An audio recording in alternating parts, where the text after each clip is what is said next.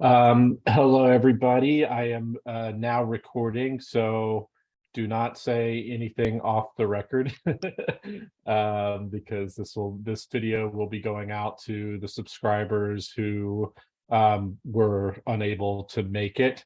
Welcome, everyone. I'm Simon Owens, as I'm sure you know. Give me a little bit of leeway in terms of letting people into this, so I'll have to kind of multitask a little bit. But while I'm doing that, let me just run through a few kind of quick items. So you guys were all on mute when you joined. When you're ready to talk, of course, obviously turn off mute. But when you're not speaking, try to remain on mute so that we don't have any distractions or weird sounds that are kind of distracting from whoever's speaking. Whenever you speak up, just first kind of like just announce your name and your job and your background, so that people understand who you are and what your kind of expertise is. One thing that I always try to emphasize on these calls is that they are not about me at all. I of course will be happy to speak and ask people questions and stuff like that, but my goal is always to shut up and listen to you all. So I love it when people speak up, show their expertise. I love it when people talk to each other, when when someone who has some expertise, says something and then other people start asking them questions. So I really want to emphasize that I want this to be an interactive session. Yeah, that's all I have in terms of housekeeping notes. So welcome everybody. This session, this office hours. Sorry, I'm letting people in. This office hours, we chose the topic, and you all chose the topic of talking about growing sponsorship revenue. This is obviously something on top of mind for a lot of different publishers, either individual creators and also more traditional media companies. So this is something my subscribers have been eager to tackle. And so I really like the system I'm doing now, where I poll you all like a week in advance to what topic you want me to cover. And I definitely encourage you to participate in those polls and also suggest topics, because I'm always on the lookout for things that we can cover in it. So let's jump right into it. We actually have some special guests today. And so I want to emphasize one starting off, because he has to jump off in about 20 minutes. So I want to kind of call Ryan Sager to the front of the class. Ryan runs a platform called Who Sponsors Stuff. Is that what it's called, Ryan? And his platform is really cool because he basically has created kind of a massive database of advertisers who advertise in newsletters and podcasts in a way that allows you to basically allows you to search based on category to see who's sponsoring other newsletters and podcasts. And he also has like an entire database of like marketing directors and stuff, so the exact contact information of the person you can reach out to. Ryan, when did you launch the platform? Hey, Simon. Thanks for having me on. I'm also here with my business partner, Jesse Watkins, also on the call. So we've been running it since about January this year. Our product, our kind of flagship subscription product, is called Sales Pro. And as Simon said, we track a big basket of newsletters, find all the sponsors, and compile all that and have contact information to help sales directors go out, or a solopreneur go out and reach out to these brands and fill inventory. So I'm going to ask you some questions, but anybody else, feel free to unmute yourself. He's definitely like really knowledgeable about selling sponsorships and stuff like that. But Ryan, like, can you talk about like the traditional way in terms of, if you're looking to find sponsors, what's the best way to kind of do the research and reach out? Like who's the person you reach out to, and what's the way, if like some like a newsletter, somebody who has a really popular newsletter who's looking to grow their sponsorship revenue, what kind of advice would you give them? Right. So I'd say, it's a very different game. If you're a giant media company or if you're an independent newsletter operator, and obviously all of us here are probably the latter. So, for somebody who's independent, you can really go direct, and usually you want to find somebody who is basically a marketing manager or something with a title around that. It varies a ton by company, obviously, because company structures differ so much. But you don't necessarily need to go to a CMO. You don't need to go a chief marketing officer. You don't need to go through like a request for proposal process or an agency. Usually, you can reach out to somebody who has the power to do an email test campaign. And in particular, email is great. And one of the reasons we do the tracking the way we do is like, if somebody is already in the newsletter space, they're sort of already sold on the idea of advertising on newsletters. So, generally these places have test budgets where they can make a deal pretty quickly. Uh-huh. And yeah, and newsletters, even though they're not new, like they've been around for, before blogging and a lot of other mediums, it's kind of a new space for a lot of brands to advertise in. Would you say that's true? Yeah, definitely. I mean, so Jesse and I, my business partner, we met at a company called Ladders where we set up a daily newsletter and started direct selling that. And that was in like 2018. So it was much earlier in the newsletter cycle that we're in now. And people, there was a lot, the whole beginning of the sales process was like, what is a newsletter? Why would I advertise on it? So, that's gotten a lot better, but that's not to say that, big brands are still not necessarily thinking of it first. I mean, I think increasingly they are, but that's why we really focus on like people who are in the space. And based on your understanding of the market, what are people looking? What KPIs are people looking for when they're buying newsletter ads or selling them? Like, are they? I know that I think we're going to have someone from Pave join a little bit late, so they can talk about the pay per click model. But is it a charged by the click? Is it a what kind of is it a CPM model? What are the different kinds of like really popular ad KPIs that you're seeing on your platform? Hey, I can fill that one. This is Jesse Watkins, co-founder who sponsors stuff with Ryan. Really, a lot of that would depend on like the type of advertisers and the type of ads they're running. Generally, the way I always like to think of it is like the way we advise like smaller independent publishers is really kind of click driven, action driven. The marketer is more performance focused at that level. So you're really trying to target if you're pricing at a certain cost per click between like $1 to $2 to kind of see where that falls. And then obviously as you scale and on the B2B side, you'd be selling based on like a CPM basis. But for the most part, it's mostly performance based. Interesting. One thing that, and this is probably slightly out of your purview, is I know that like a lot of like affiliate advertising platforms like Amazon, they don't allow affiliate links to be in newsletters. Is that common among like e-commerce and other kind of type of platforms that, if people are looking to have e-commerce affiliate advertising in their newsletter, that's difficult to do? I have not, So outside of Amazon, sorry, Jesse. Outside of Amazon, I haven't seen a ton of restrictions on that. There's definitely many newsletters who do affiliate type deals in there, usually in like the sponsored links sort of things, those shorter things. So I don't want to speak for any specific platform, and I'm thinking of like Commission Junction or Skimlinks or something like that. I have not seen, other than Amazon, like real restrictions on that, though maybe somebody with more experience has come across more of those. Uh-huh. Do anybody have questions for Ryan or Jesse? They have like a really good overview of the entire advertising landscape because they are literally collecting data from hundreds of newsletters. Anybody? Come on. You got some experts here. James? I was just going to say, so I'm James. I run an agency based in DC. Simon and I have known each other a long time. The reason why I joined today is I have a client who has an impact investing newsletter. They've grown a pretty substantial audience and they're looking to start monetizing it. And so the platform sounds super interesting. I was just texting my team or slacking them saying this is already worth attending. So I'm excited. And so I guess if you could complete the sales pitch, like what is your platform cost to access? Like what is the monthly subscription fee to, because I was playing around on your site and it looks like you obviously have to have a login. So yeah, could you just kind of give an overview of the cost? Yeah, there's a free component and a paid component, right? Right. So the the free component, you see about 10% of the sponsors, and you don't see contact information, you don't see creative archives. It's really just a taste to, get a sense of what we're tracking.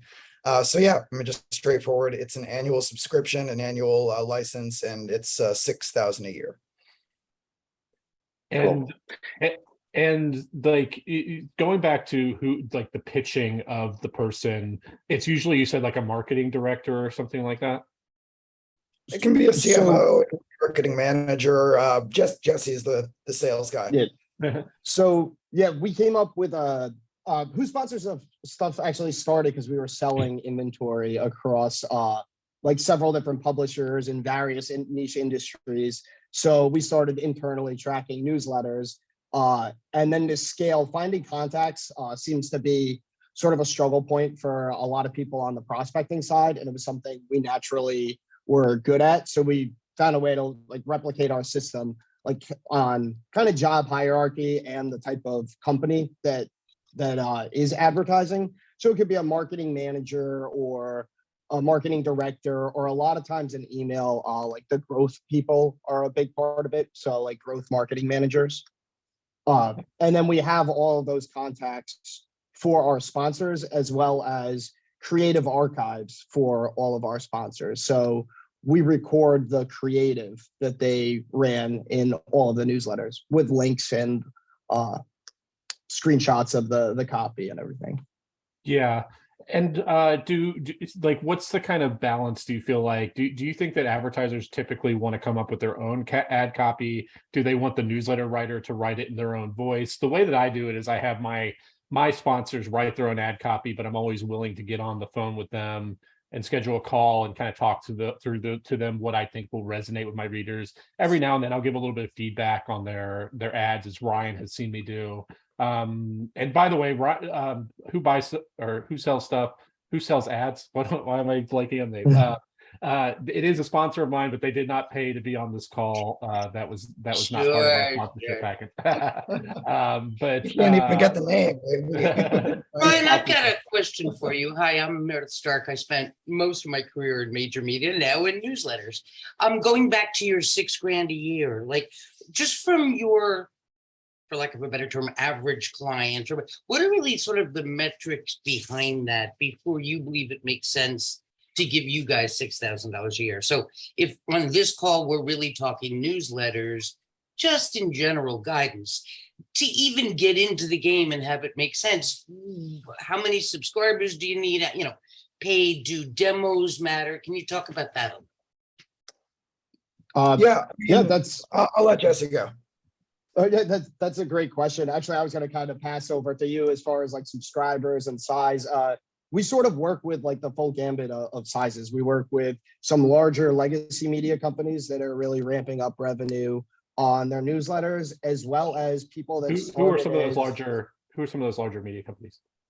Like a Flipboard, Pocket, and then also new media in the creator space as well. We sort of have a very like wide representation of clients, but ultimately we do have like those people that went from like creator hobbyist to full-time building their media brand, using Who Sponsors stuff like for their prospecting and outreach.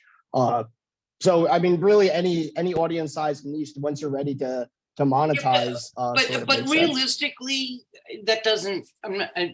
Because if we're talking a newsletter, the scale is very different, right? So I'm not sure you guys are going to be so excited if somebody has 500 subscribers, right? Or maybe are you? Is there a minimum entry of, oh, you need 10,000 subscribers or 100,000, or just you keep talking about major media, or how would you actually characterize? Yeah, sure. So I mean, I think you're right. I think you're right that 500 subscribers is going to be very hard unless that's like some extremely, it's the CEO of a very Fortune 500 company in the country. So it's always a sliding scale of like how concentrated and valuable is your audience. 5,000 of like the absolute right people for in a B2B space, you easily will cover the cost, and easily this makes sense for you. That said, if you're totally general interest, yeah, it probably starts making more sense around 50K, 100K subscribers, just to have enough scale that your CPMs sort of back out. And, just for a lot of these questions, we've got some resources on our website, just because I don't want to belabor it here. We've got some resources on pitching, and we've got a newsletter ad pricing calculator, which actually maybe would go to answer some of what you're ultimately asking, kind of look at what you can charge. It gives you kind of an estimate back of the envelope, what you could charge for an ad, and then you could sort of work out, your frequency and how much ad revenue that looks like a year, and then, back out the numbers for your own case. Well, sure, but I was also trying to get at like what your monthly fee is and how do you look at it from, because I assume your customers are the creators, right? People on our side, those are really.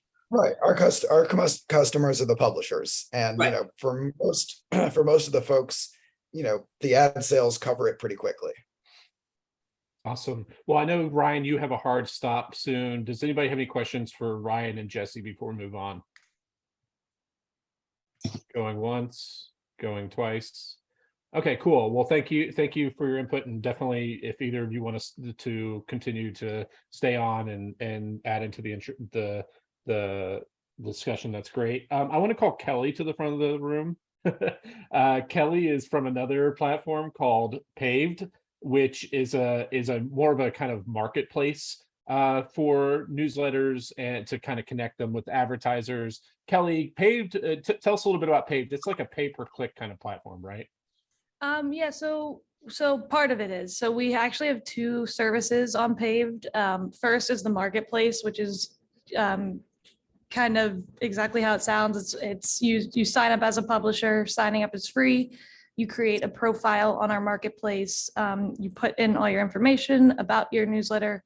Who you're reaching is obviously very important, kind of what the performance is, what your subscriber count is, what you see in terms of open rate CPC. You put that on there, and then basically advertisers, we have a lot of advertiser clients as well that we consistently onboard, and they can then go onto the platform, filter through, shop for specific newsletters that they want to find. From there on the marketplace, basically publishers, you will set a flat fee for whatever you want your sponsorship to be based on whatever you think is fair. As I'm sure a lot of you know, there really is no standard. It kind of is whatever the publisher wants it to be. So it ranges a lot. But from there, advertisers can request to book a sponsorship with you on the marketplace. You then have the opportunity to reject or accept, and then you work with them. They'll create the ad, but you can work with them to edit it, make it your tone of voice. And then just, it's as simple as kind of copy and pasting, dropping it into your newsletter. So that is our marketplace. And then we also have a programmatic ad network, which is exactly as it sounds. If you join the ad network, it's really good for kind of filling in those spots that you're maybe not getting a lot of sponsorships for. It automatically pairs ads to your newsletter that want to reach the audience that you're reaching. And really, it's just kind of a snippet of code that you put into your newsletter, and then it pairs it. So that's a very top level of it, but I'm happy to answer any questions anyone might have. Well, in terms of like cost per click, it always gets me nervous, like setting prices on that. Cause like, what if I like a shoe brand or something, like let's say put the cost per click at $10, and a shoe brand, which doesn't really align with my audience, buys my ad, and then they only get like 5 clicks and I only make $50 because it just wasn't aligned well. Right. I don't know, like, do you think in terms of like strategizing around that? Yeah, so we actually have our publishers put in an average click, and then we create a range based on that average. So it can skew lower and higher, and then it also factors in the subscriber count. So you can make your range big if you want, and then, to play it a little bit safe, to kind of make sure that the advertiser will fall somewhere in that range. And if they don't obviously make goods or something that we like to offer our advertisers, but we find that, if a newsletter has, if they are tracking and they're tracking their performance, typically we don't see a lot of disappointment. Mm-hmm. And you said programmatic advertising. So how does, and you put a snippet of code. Can you talk a little, what does that mean though? Like, is it automatically the code like embedding something into it, or what is going on there? Yeah, so it's all made to look native. So the code is just kind of the template of where the ad will go. So whenever an advertiser submits their ad to the audience that they want to reach, it will then automatically go into your newsletter because of the code that we have in there. Interesting. And so that's more like as like a backstop, right? A lot of newsletter, like I know Ernie Smith, who's a friend of mine, he uses it. Like if he doesn't have a sponsor that week, then he pulls from Paved. Exactly. Yeah. I mean, that's why a lot of our publishers start off on the marketplace, but we definitely recommend both. The marketplace is nice because it's a little more lucrative and you have control over all of the ads that you see. But again, the ad network, like your friend, it's really good to kind of just fill in those gaps and make sure that you're getting sponsorships. Awesome. Does anybody have any questions for Kelly? Going once, going twice. I can drop our website in the chat if Yeah, anyone definitely. wants to check it out. And if you also want to email me about anything, I'll drop my email in there as well. Awesome. So we've talked about the platform side. I want to start getting into, actual publishers telling their own stories about it. And again, feel free to jump in if you have questions or want to tell your own story, but I'm just going to start calling on people. Alexis, let's start with you. Like so you tell us about like what you have like a really cool you have a long history in publishing and have had very successful publishing startups, but you have a new publishing startup called They Got Acquired. I'll let you tell them what it's about, but you are starting to look about sponsorships right now. And I think you told me that you're buying like bulk, or you're trying to sell bulk sponsorships, so you're not wasting your time kind of finding tons of individual sponsors. Tell us about what They Got Acquired is and talk about your sponsorship strategy. Sure. They Got Acquired. It's a media company that helps entrepreneurs sell online businesses. And we cover like small M&A. So anyone who's selling a business between $100,000 or 50 million, that's the deal size we cover. And our list is about 3,000 people. We just launched in February. So this is super top of mind because I've been exploring like lots of different options for us, largely because I don't like selling ads myself. I have a team of about 10 contractors. Most of them are doing content stuff though. And so I'm trying to figure out like, what's the way forward for us with sponsorships. A couple of things that have worked so far. We do sell packages in 4 or 8. So I'll usually say that's our minimum. And sometimes I'll let someone buy just 2 instead if they want to try it out and it's a brand that I think will resonate. But typically, yeah, I try to sell it in a package of 4 newsletters or 8 newsletters. And what we're exploring right now is possibly working with a brand to do a longer term partnership where they're like an exclusive sponsor for 6 months. And my goal there is, I think it'd be really good for the sponsor because they'll have more brand recognition amongst our readers. But for me, it means I then wouldn't have to sell for a while. And if we can't make that happen, there's so many other great tools out there right now. But like, I'll just say one interesting thing that I've come up against is we sell for a pretty high, it's pretty expensive. We've been selling for $900 per newsletter for 3,000 subscribers. And the reason we've been able to do that is because we have a really niche audience. And so, for example, if like a broker or a lawyer who helps sell online businesses gets 1 client when they advertise with us, then they're going to earn their money back. And that's worked really well with some advertisers, but it's also shut out a lot of people who want to reach our entrepreneurs. So I'm trying to figure out like how to navigate, bringing in high price when we can. And it helps us a lot because we're a bootstrap business, but then also trying to make it accessible to some of the tools or other companies that want to reach our audience. Yeah, and I know some publishers, they do like more low priced ad products. Like I know Tagan, I'll talk to you in a few minutes, but Tagan he runs Political Wire. He has like a classifieds section that he launched that are obviously he has a huge audience. So a premium sponsorship would be very expensive, but he's able to sell these like lower price classified ads for a much cheaper price. In terms of negotiating, like I think I'm in the same camp as you, is I'd rather sell a bunch of like a bunch of ads to a single sponsor, so I'm not having to deal with like a lot. How do you how do you incentivize that? Do you offer discounts, different stuff like that? Not really. When I share the media kit, it's like, here's what it costs for 4 newsletters for our package A. And I just don't give an option of buying. I don't even break it down by cost per newsletter.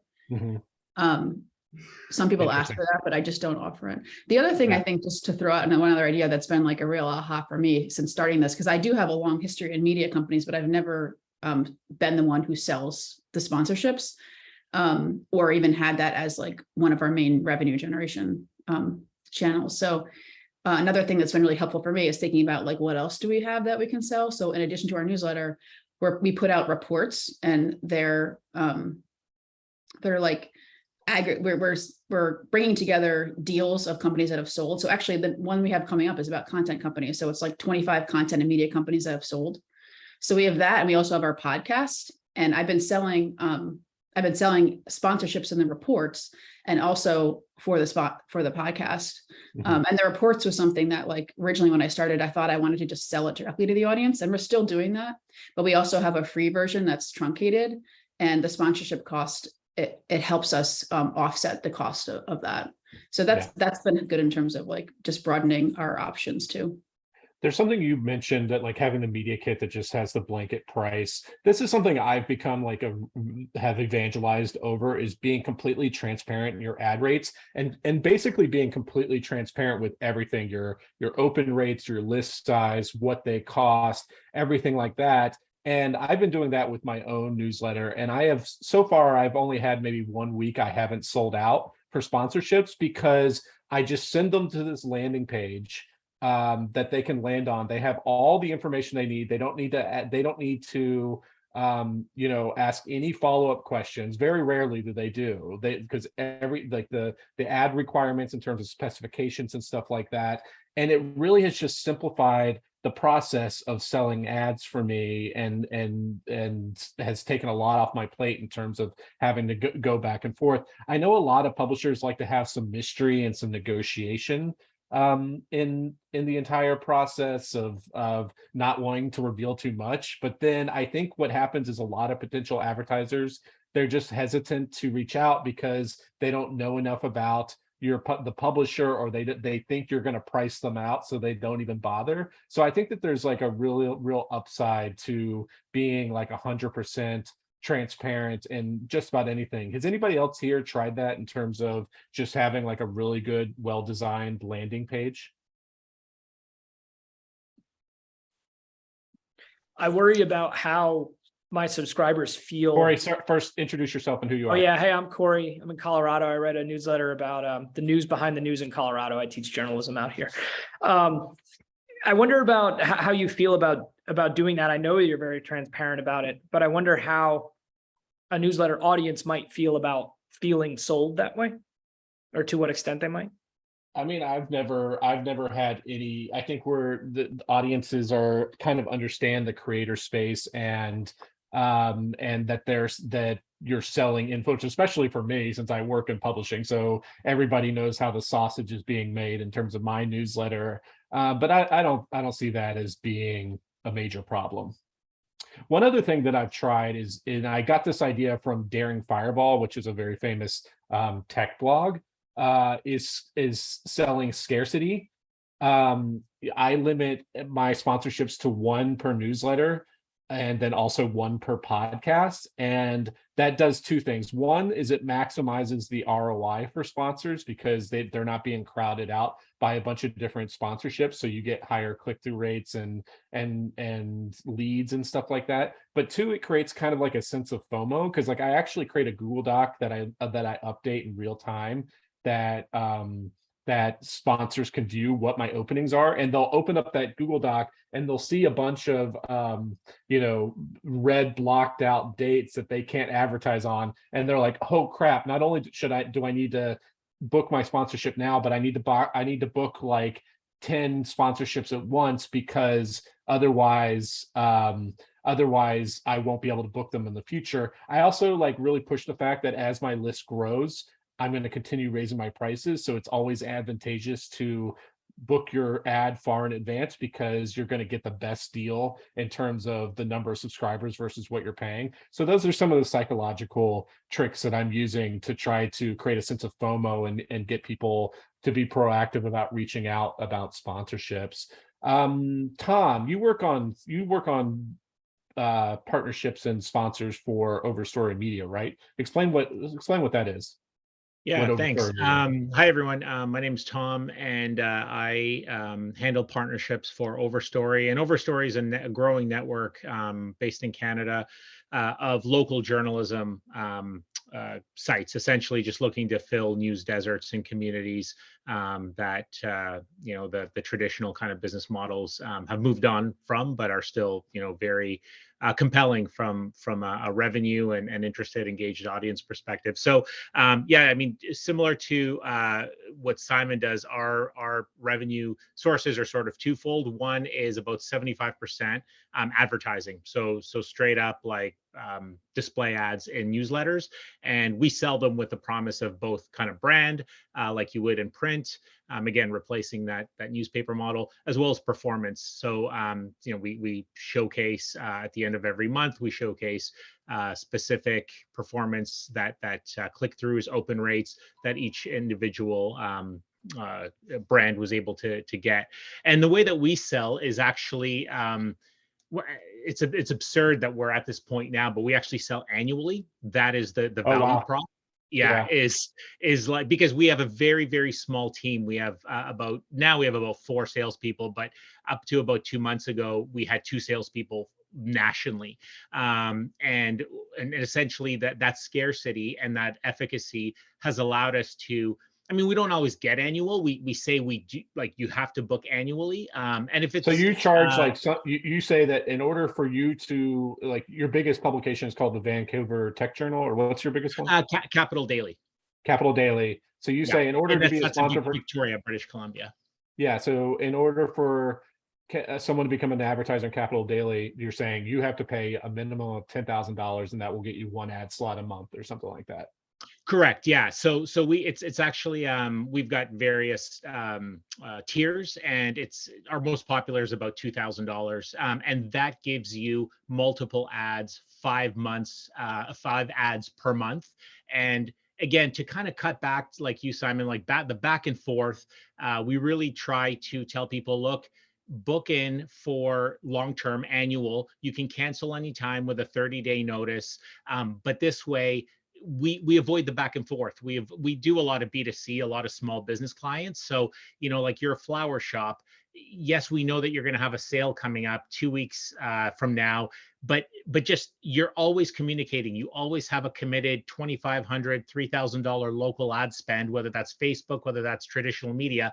We guarantee, we don't guarantee, but we actually are an effective medium for local audiences. We have 55,000 plus subscribers. We're a daily product, so it's a pretty mature kind of media brand.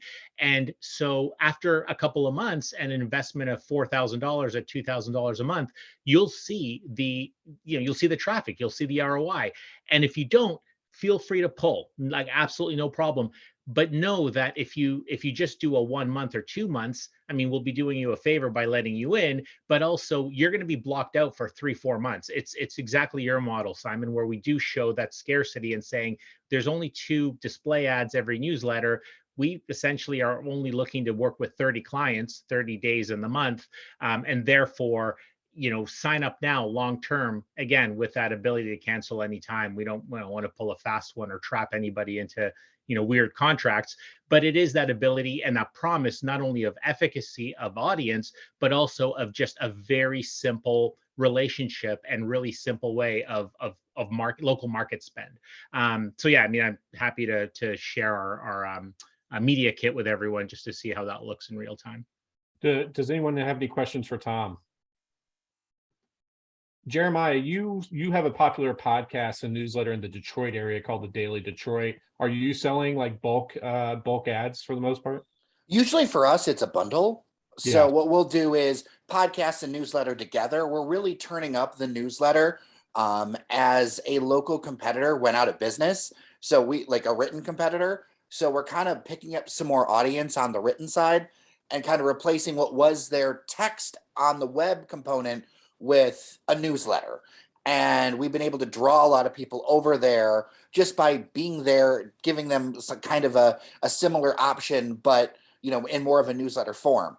So for us, it's kind of bundling it together. And then eventually we're going to do something where you could do just the newsletter or just do the podcast. But a lot of our sponsors, they're people who are like, hey, we love what you're doing. We want you to succeed, and it's kind of like an all-in-one kind of deal right now.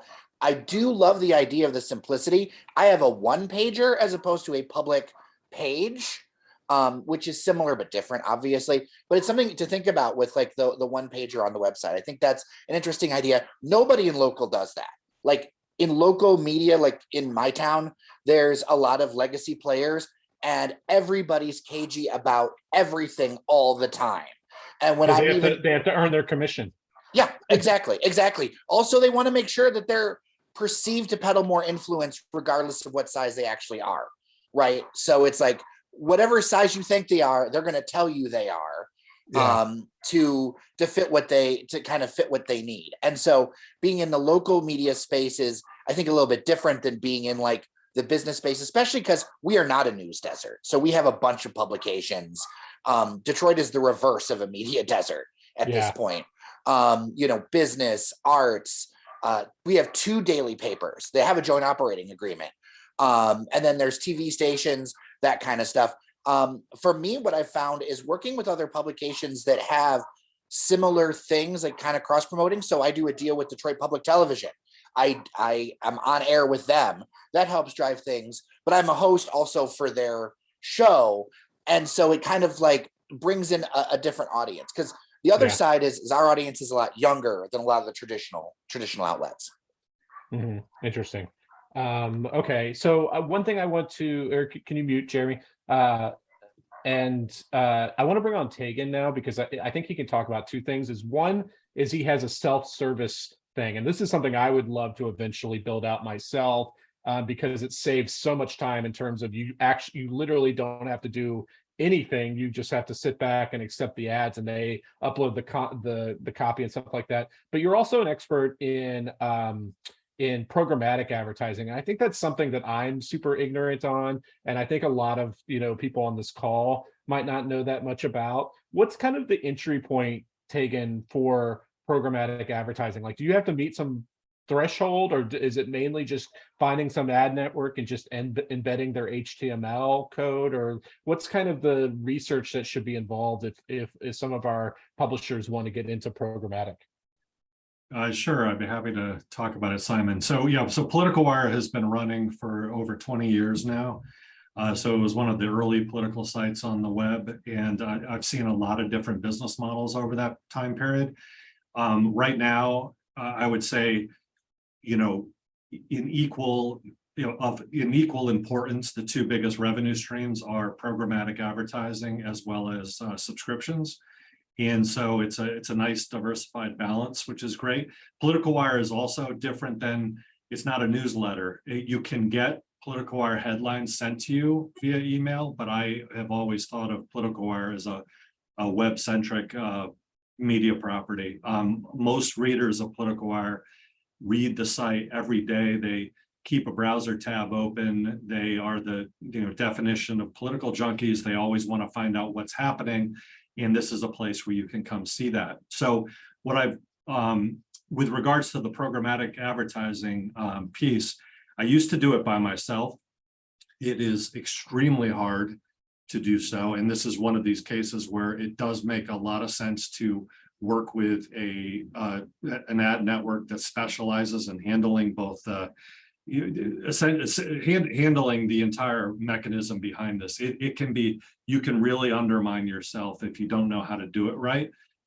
So the company that I use, and I highly recommend, they're one of the best companies I've ever worked with, is called Mediavine.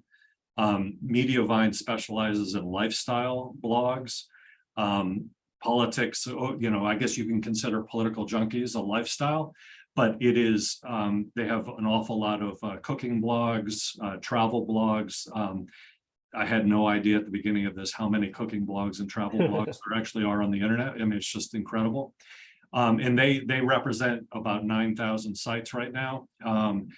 I am one of the biggest ones on their platform, but they are absolutely incredible at what they do. I think the minimum number of you need, I think it's about 50,000 user sessions as measured by Google Analytics per month for you to join.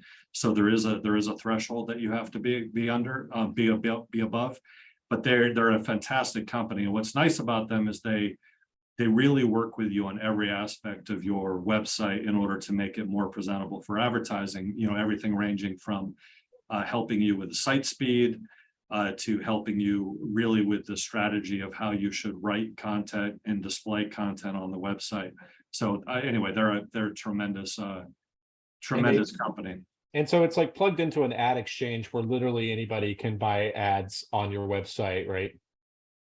Correct, but they've actually changed the entire industry in terms of how they present these things. So it used to be that you create these waterfalls on your site where you'd have a certain top tier ad networks, and then when those, when a page view came and that the ad spot didn't fill, you'd go to somebody else.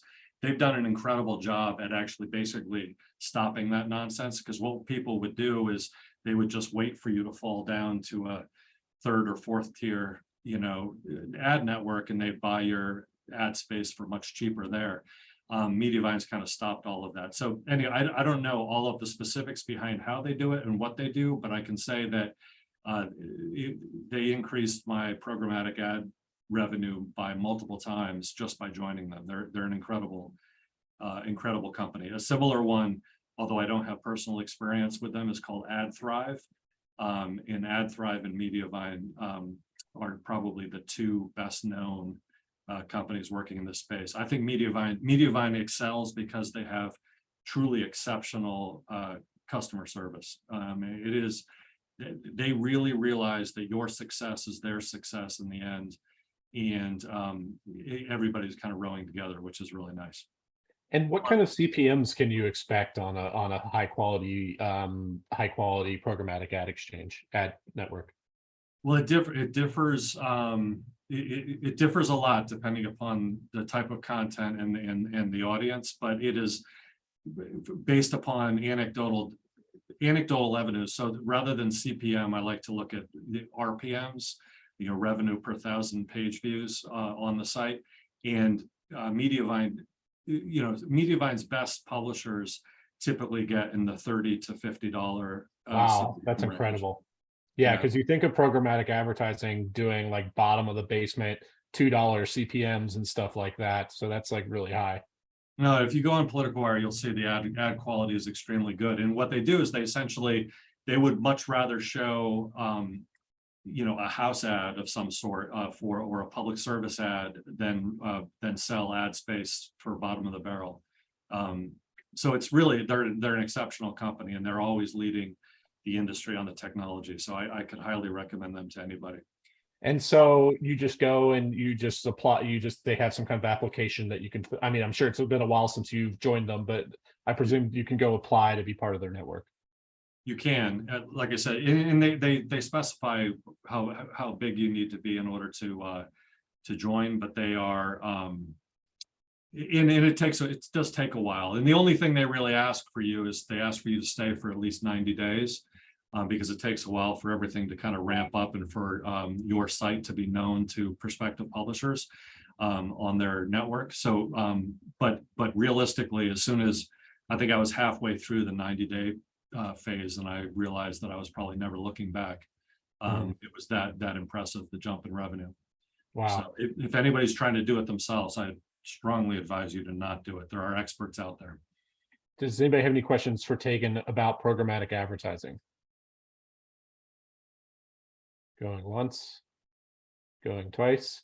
Okay, Tegan, so you when did you launch your classifieds system, and can you tell us about like what tool did you use, or did you build that yourself, or did you use some kind of third-party platform? Sure. So it's something I've been thinking about for a while. So like I said, the two big revenue streams on the site have been subscription revenue as well as programmatic ads. And what I wanted to do is I wanted to provide something for it. I can't tell you the number of emails I get from readers who are hoping for me to plug their newsletter, their book, their podcast, something like that. And realistically, it's just impossible for me to do so. So I thought it would be really interesting to, bring back the old-fashioned classified ad. And instead of running in the back of a newspaper, they run at the bottom of every page on Political Wire, which gets, roughly throughout the year around 4 to 5 million page views a month. And as we head into this election season, it'll soar, to 8 to 10 million a month, something like that. And it is, I just thought it would be a really interesting opportunity. But I will say that the idea for them came from a podcast app that I use, which is called Overcast. Yeah. Overcast is one of the best podcast apps that I've ever seen. And he created Marco Arment, who is the developer behind it, one-man developer who created this fantastic player. He created a new revenue stream. He runs advertising. He's got some sort of subscription mechanism as well, but his advertising he only allows podcasts to advertise within his app.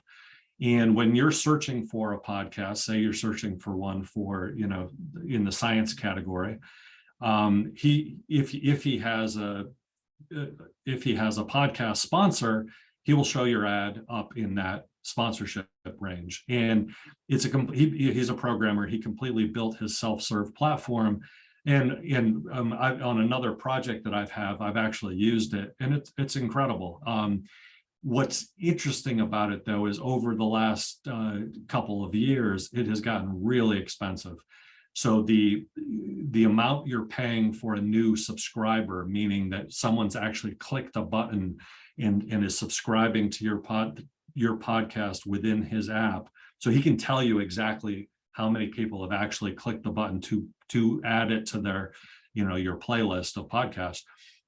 It ranges up north of $10 a subscriber at this point, which I think is very expensive. And you kind of have to have your own monetization plan behind your podcast and see if that's worth it to you or not. But it's a really interesting revenue stream that he's at. And what's fascinating about it is you can sign up for one of his categories and it'll tell you when ad slots are available, and he sells out on these things just constantly. I mean, if you don't grab it within the first 30 minutes of it coming available, it's frequently sold out again.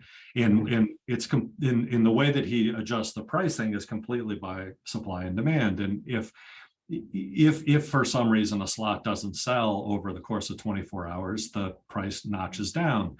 If it doesn't sell again, it notches down again. But, and so he's got this market that works extremely well. So while I may say the price of, $10 a subscriber for a new podcast subscriber, while I may think that's a lot, there are other people out there who clearly are willing to pay that because he's selling out these ad spots. For a subscriber, I'd pay $10. I mean, if I were that's an actual acquisition. That's not just a click. That is actual acquisition. So that's what's super nice about his model, is because he's putting these in front of his podcast player users. He knows exactly what you've subscribed to and when you've subscribed to it. So it's a really. How did you take his idea and convert it into for your own website? Well, what I took from it was the self-service aspect that you mentioned, and so I created. I run a series of political websites, a political dictionary, an electoral vote map, and a political job board as well. And so ultimately, the longer term plan would be to have these classified ads run on all of these different sites.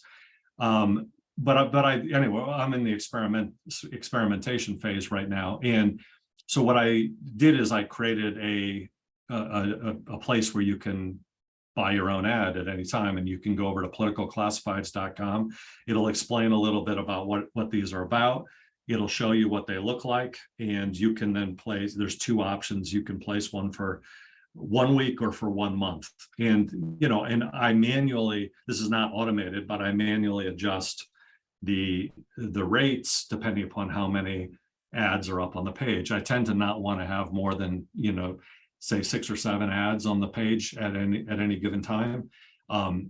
And so I'll just adjust the rates based upon supply and demand, and so that I never really have more than that many ads running on the page. And what tool are you using? It's something I program myself. Oh, really? Oh, okay. Yeah, it's a Darn, I was hoping you could drop a name so our visitors could go. Yeah, no, I tried actually some out there. There's some WordPress plugins that you can try, and I just found that they weren't really as straightforward as what I was looking for. So I just programmed it myself. It uses Stripe as the back end to pay. Pay for the ad.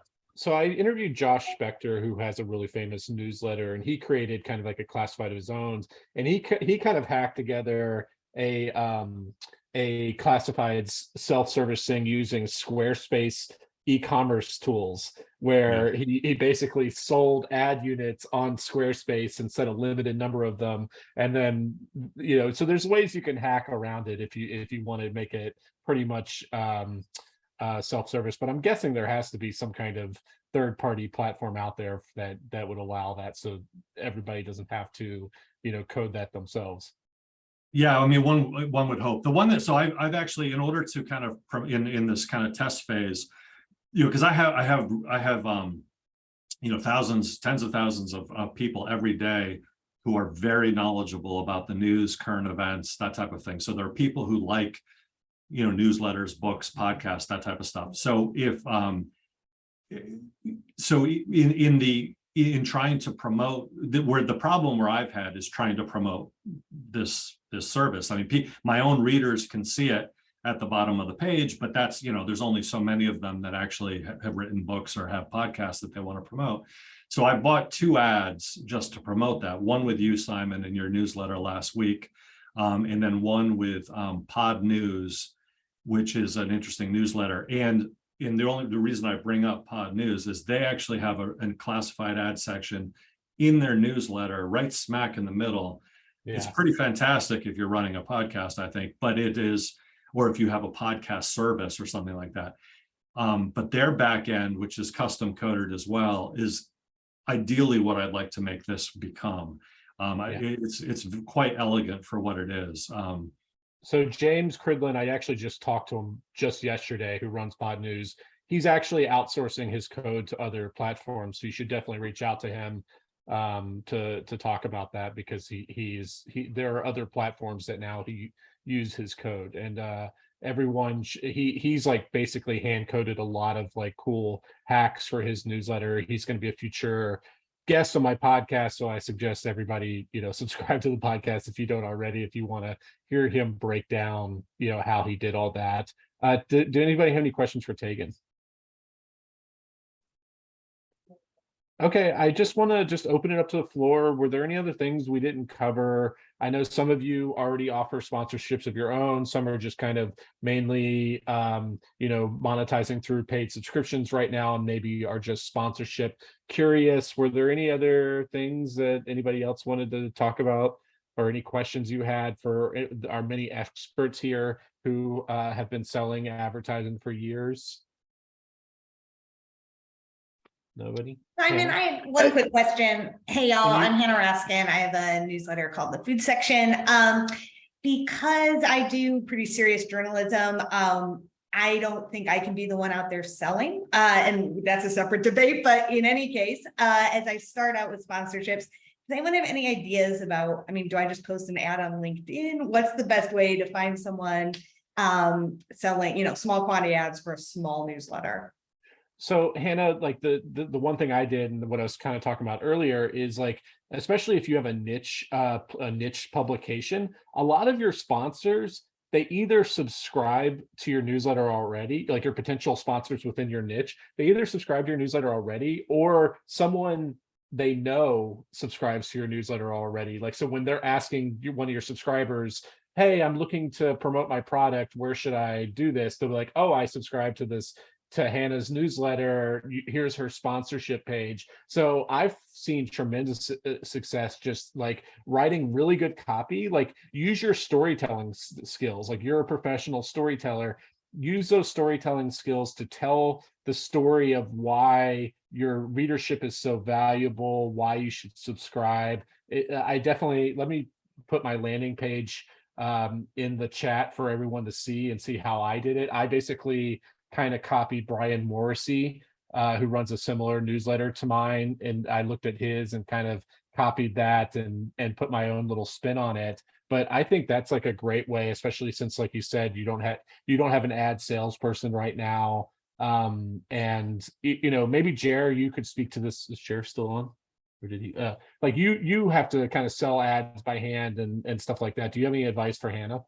I mean, there will be nobody better as a salesperson for your brand than you.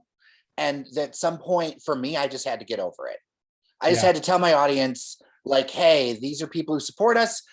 You know, obviously they give us money, and the audience trusts me with that.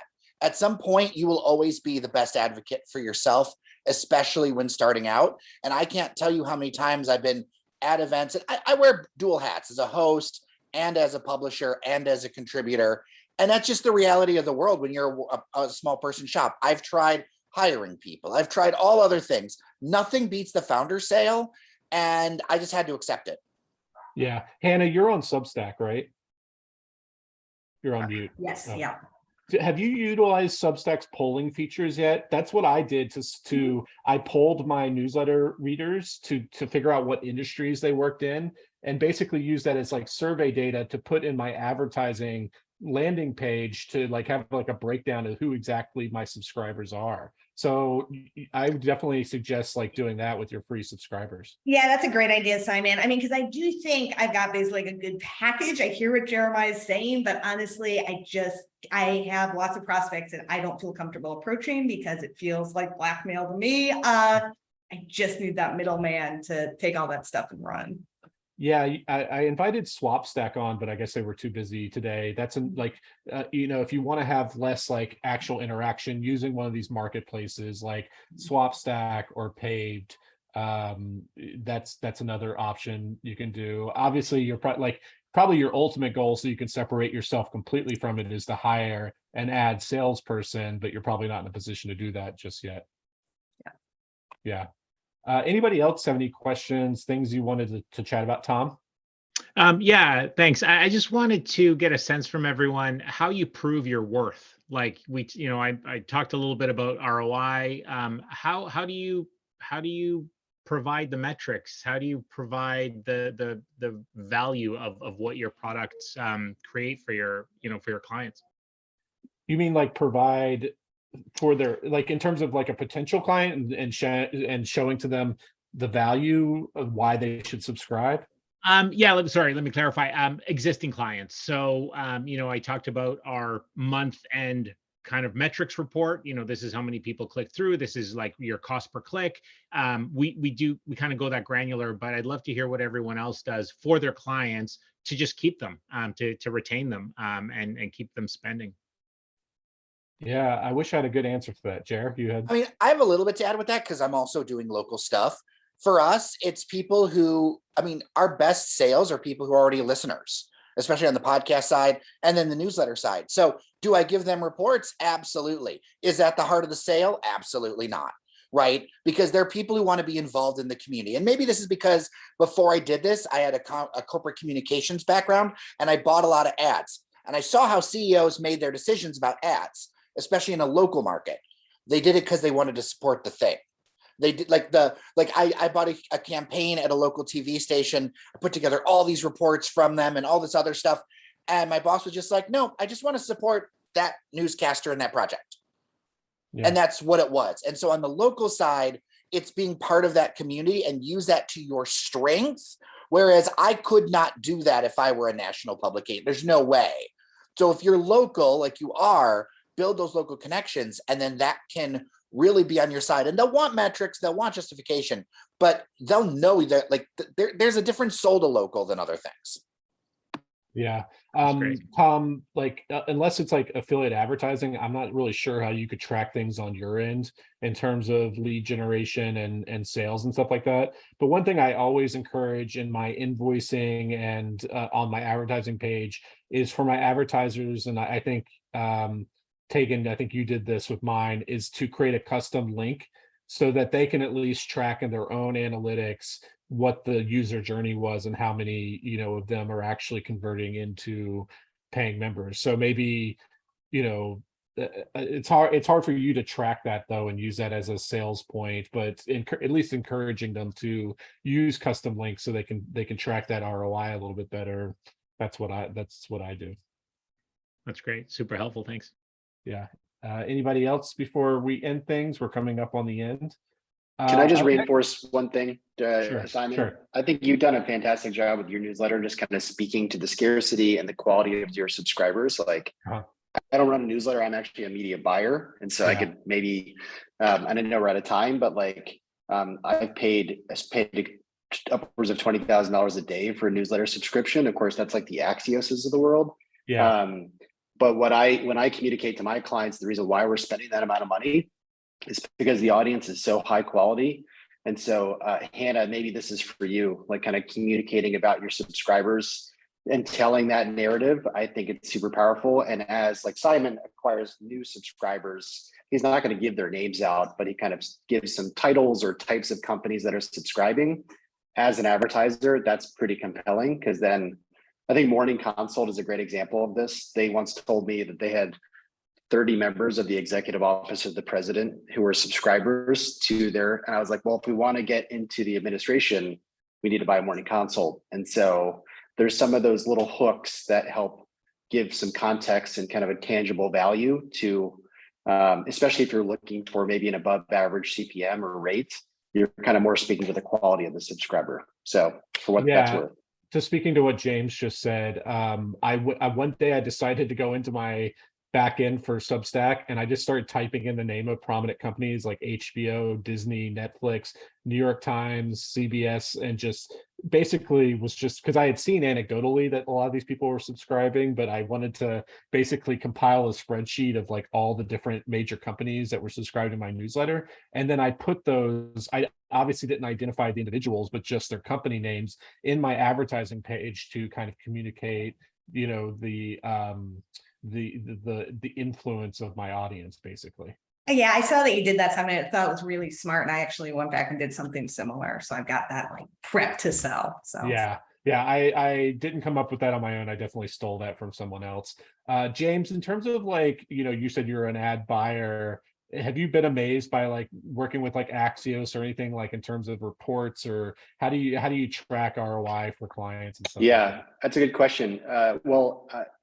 They're not really doing much reporting from like a CPC. Like they'll report on clicks, and yes, we'll give them a trackable link and so forth. So yes, on all those things you said, but it's more about the scarcity. And if you have a big announcement, or if there's something happening, if Congress is in session and you want to be that first message that they're reading on that Monday morning, then you might be buying that months in advance. And so, I think the discussion earlier about kind of showing the availability of the inventory in the coming weeks and months is super interesting, because I really like the sales teams. I think they've got phenomenal sales teams, but part of the discussion is literally the back and forth on kind of inventory and availability. And so, especially if you all are lean teams, to streamline that process I think is super smart. Because if I'm a subscriber to, let's say, Simon's newsletter, which I am, and I could pop in and I have a client, it's like saying, hey, we should do this buy. It's going to be whatever it is.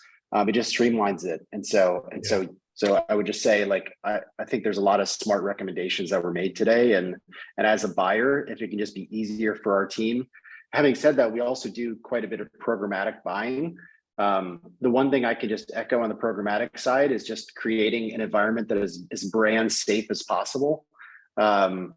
And I'm sure everyone here on this call is super brand safe, but if you can weave that into your story in terms of your marketing materials, just echoing or kind of showing people that you understand what a brand safe environment is, then it makes it easier as the media buyer to recommend that. So I know there's a lot of things we just kind of jump through, but just some recommendations in terms of what we're looking for on behalf of our clients, because we would never want to put them on the wrong site on the wrong day. So we're super mindful of where they are. And that's why we're willing to pay for those super high numbers. Yeah, I don't mind paying. I honestly, I've paid a $500 CPM before. I've paid 50 Wow. cents an impression. Yeah. Wow. Well, So, but yeah. it was for like executives. We mentioned like Fortune 500 executives. That was the audience. Yeah. Awesome. Well, thanks, James. And to echo, what James was just saying, most of us are content creators. We're not ad salespeople. So the more you can simplify the process, I think, especially as you're just starting out, I think the better. Okay, everyone. Well, this was a really great office hours. This is our best attendance yet. I think we've reached the threshold to where I'm going to start doing more than one a month. And I think for my second, well, I'm going to keep this one at noon. I guess it can change based on the day. It doesn't necessarily always have to be on a Thursday. But I think for my second office hours every month, I'm going to do 8 p.m. Eastern time.